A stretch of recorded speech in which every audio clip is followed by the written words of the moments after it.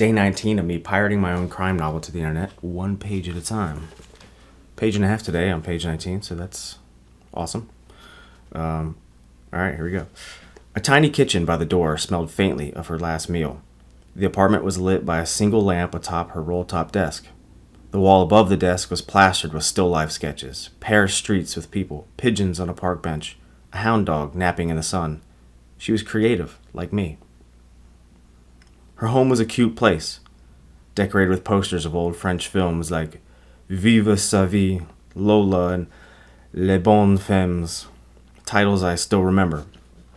Looking down at her, it looked as if she were sound asleep and safe in her bed. My cheeks were hot with tears because that wasn't true at all.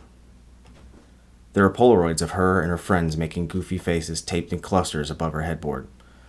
One in particular jumped out at me. It was Madeline in front of a wall of squares and circles, all different colors of the rainbow.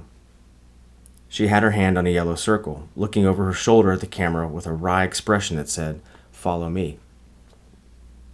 Madeline seemed like someone who was particular about the things in her life and home, and seeing her boots on the spotless white comforter bothered me. So I unlaced her boots and set them on the floor next to the bed. Cash and Remy watched me wipe tears away from my face, and I zeroed in on Remy through blurred vision. I'd never felt so much hatred for another human being. My eyes darted around the room for something to kill him with, but I cried harder when I couldn't even find a suitable weapon. I'm a screw-up. I couldn't even kill him for you, Madeline. I'm sorry. Cash sniffled as Madeline's cat circled through his legs. He's the best person I know.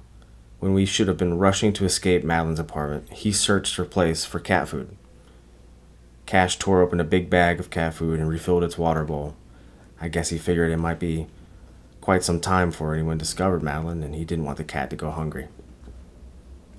None of us spoke as we descended the stairs to the ground floor.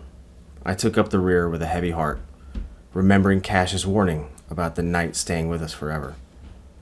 He was right, because I could already feel it weaving into the fabric of my identity. How do I get rid of this feeling? Can I box it up and put it away and never to open it again? I lagged behind the two of them, my steps labored.